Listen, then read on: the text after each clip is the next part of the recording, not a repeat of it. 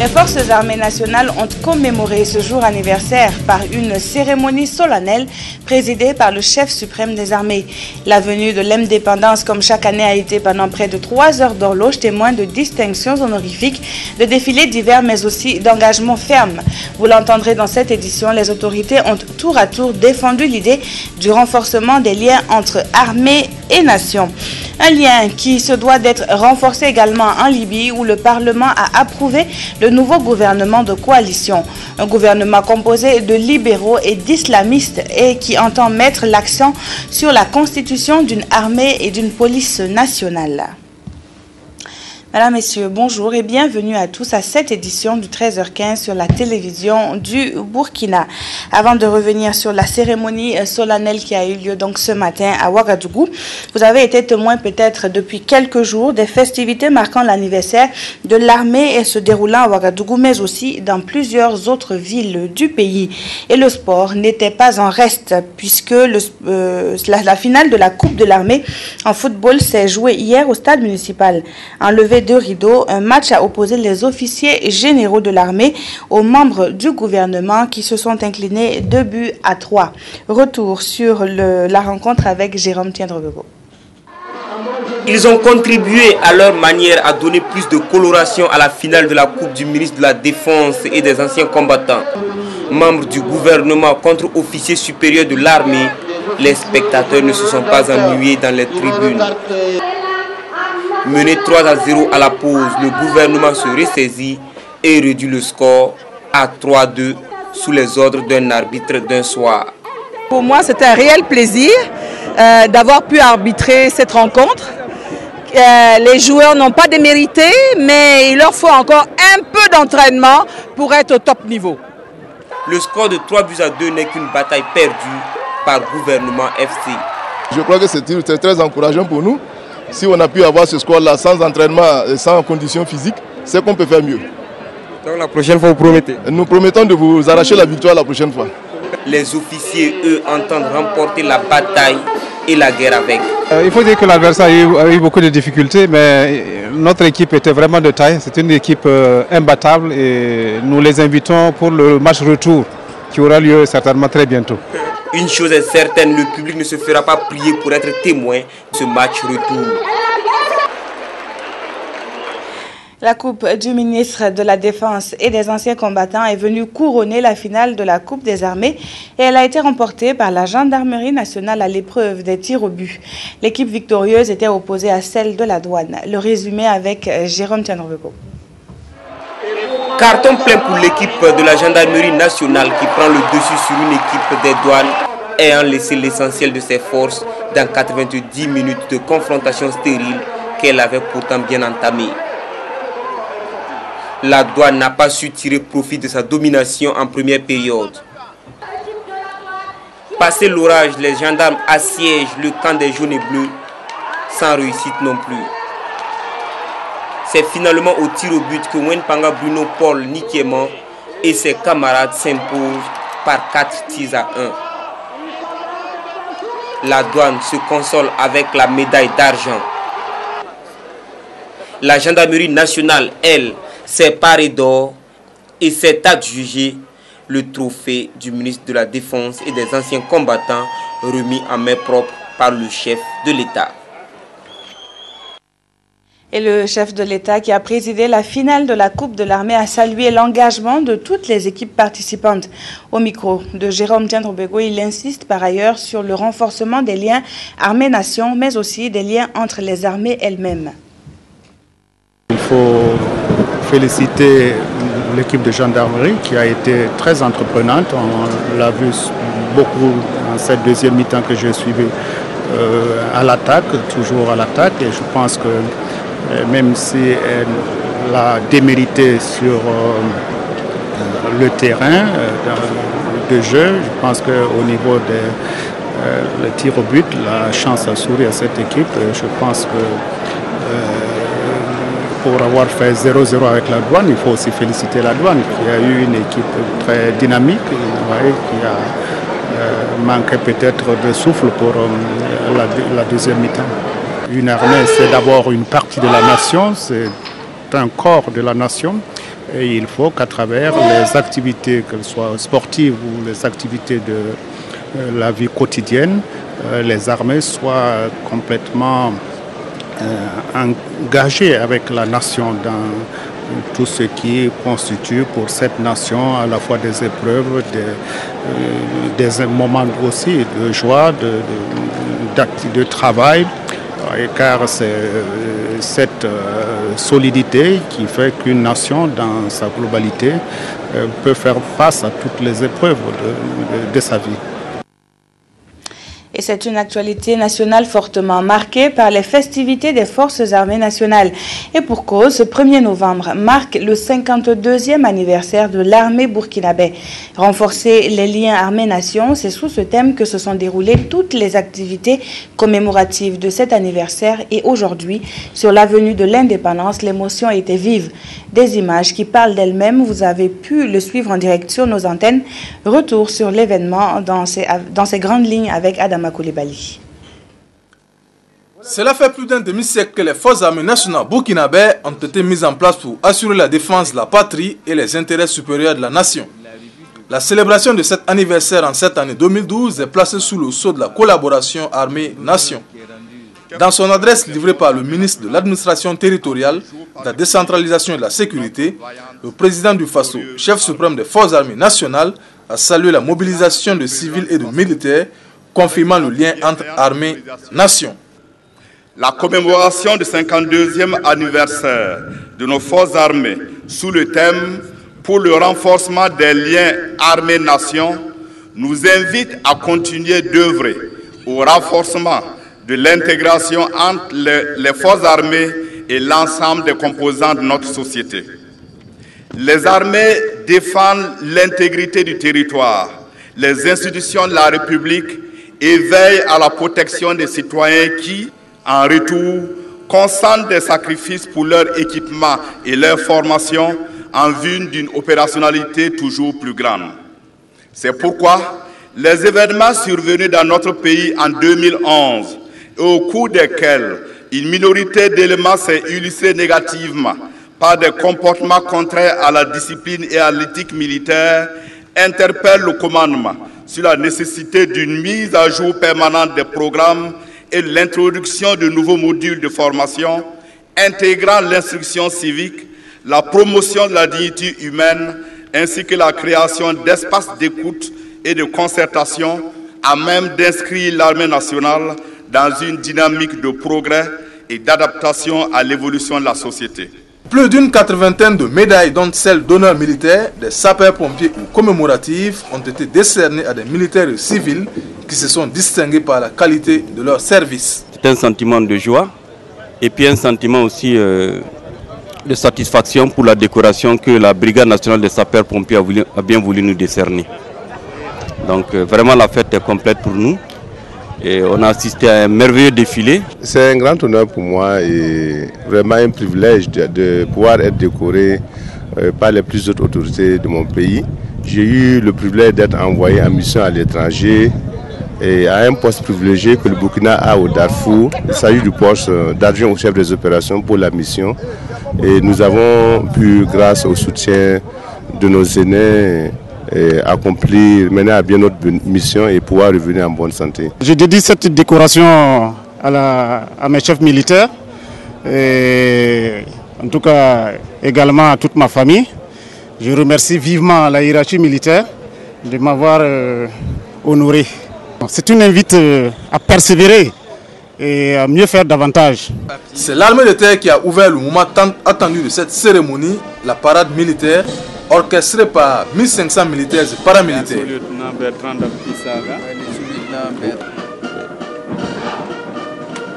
C'est parti. Très applaudi par le public. Donc actuellement c'est le régiment de sécurité présidentielle. Plus de 300 civils, élèves, commerçants, épouses militaires se sont joints à cette célébration.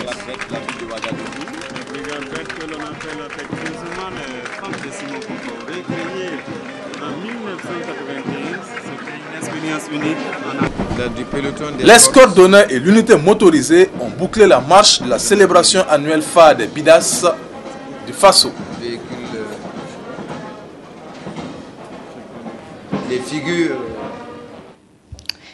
Et bien avant ce jour, des moments de recueillement ont aussi marqué l'événement. À la paroisse Saint-Sébastien de Ouagadougou, différentes couches sociales et militaires ont prié ensemble, puis ont pris part à des actions de salubrité au CMA de Pissy et au cimetière du 6e arrondissement de Ouagadougou.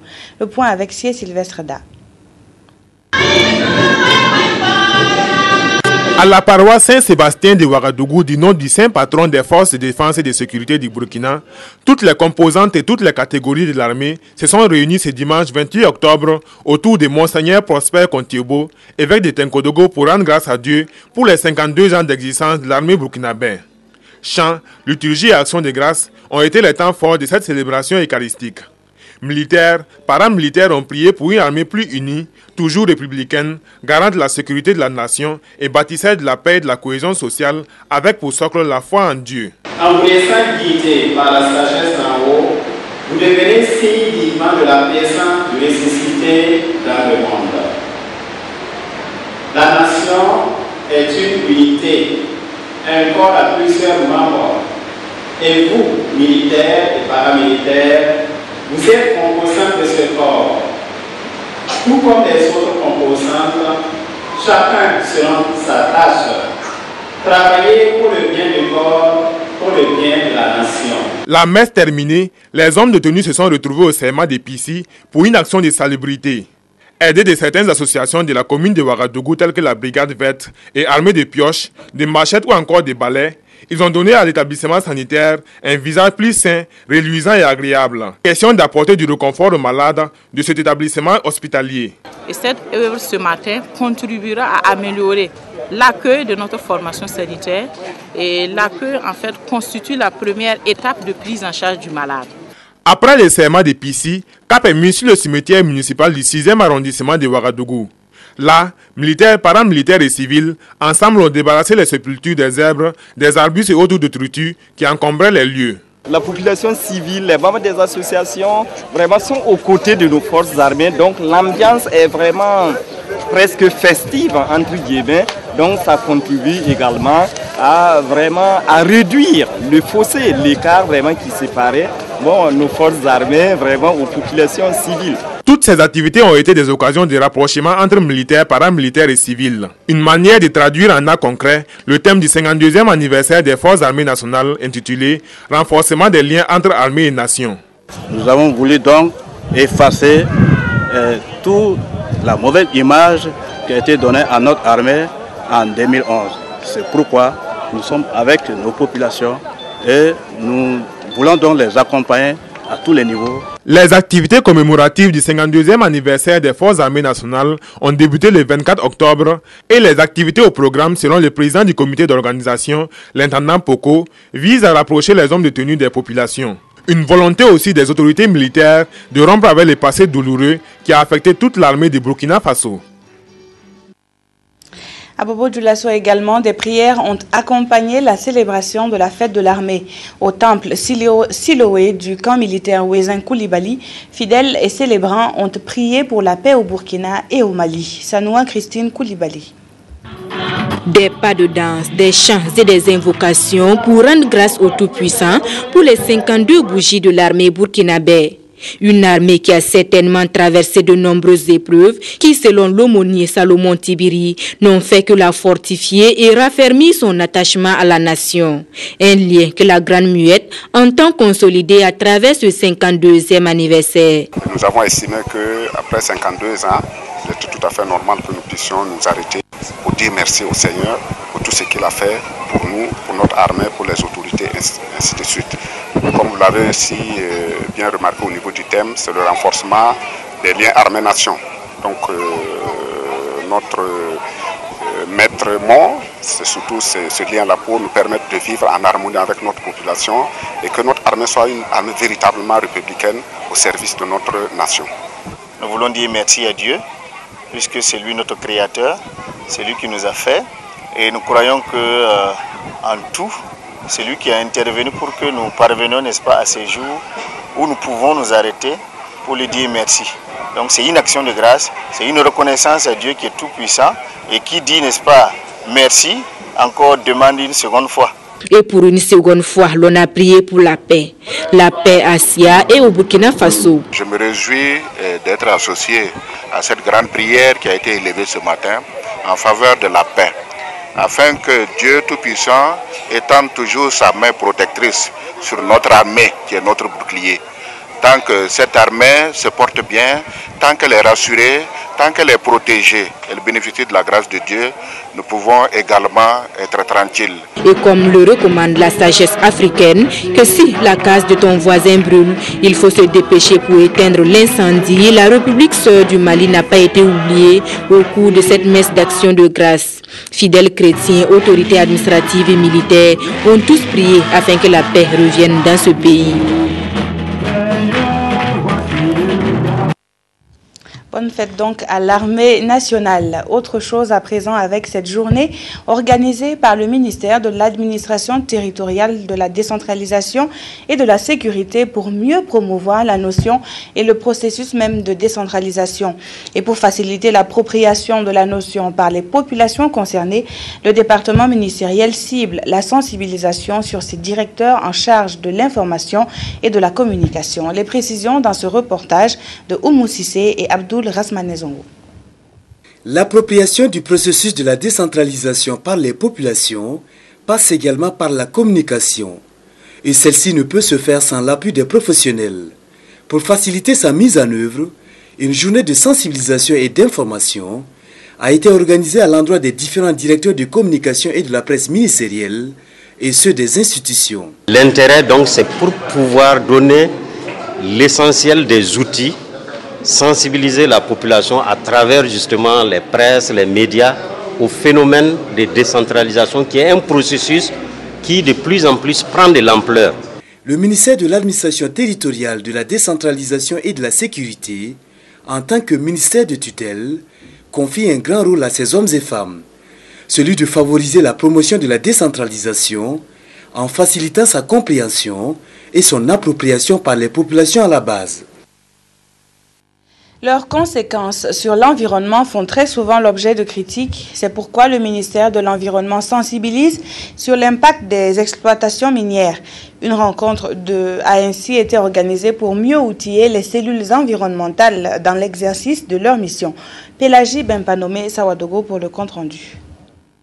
Face à la dégradation continue de l'environnement due à l'exploitation minière au Burkina Faso, le ministère de l'Environnement et du Développement durable veut renforcer les capacités de ses acteurs que sont les membres des cellules environnementaux.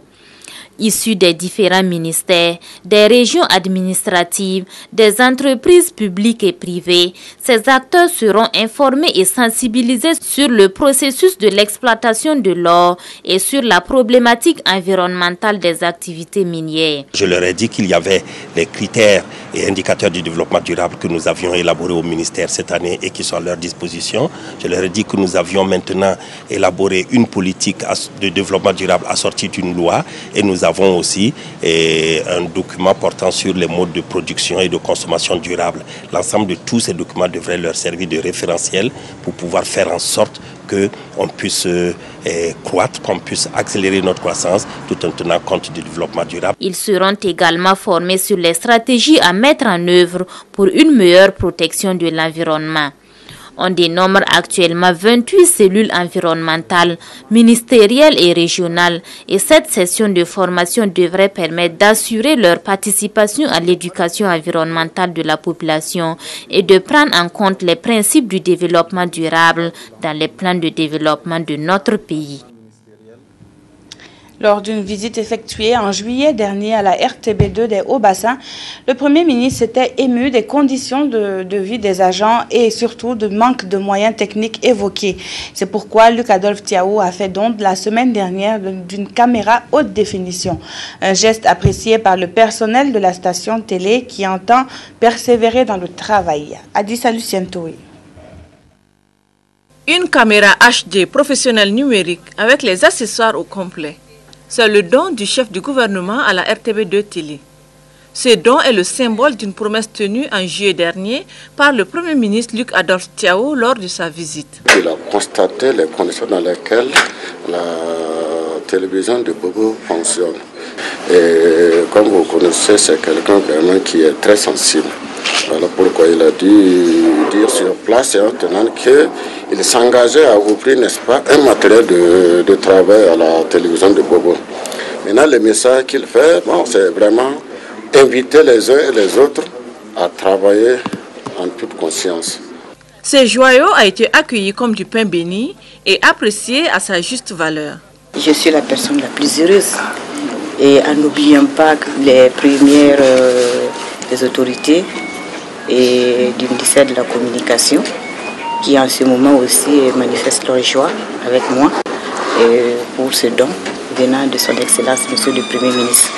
Vous savez, quand les premiers responsables se montrent très sensibles par rapport aux conditions de travail et qu'ils accordent du prix à ce que nous faisons, et nous devons de ne pas faillir. Nous devons, malgré les conditions difficiles dans lesquelles nous travaillons, et rivaliser d'ardeur et surtout d'ingéniosité pour aller de l'avant. C'est comme ça que j'ai compris en tout cas le geste du Premier ministre et je lui dis immensément merci par ma petite voix et je sais que d'autres voix plus autorisées le feront. Un message bien compris par les agents qui ont promis de ne ménager aucun effort pour que la RTB2 Haut-Bassin puisse mener à bien sa mission. Fin de ce journal, merci de l'avoir suivi. Très bonne fête de Toussaint et de l'armée burkinabé en compagnie des programmes de la RTB.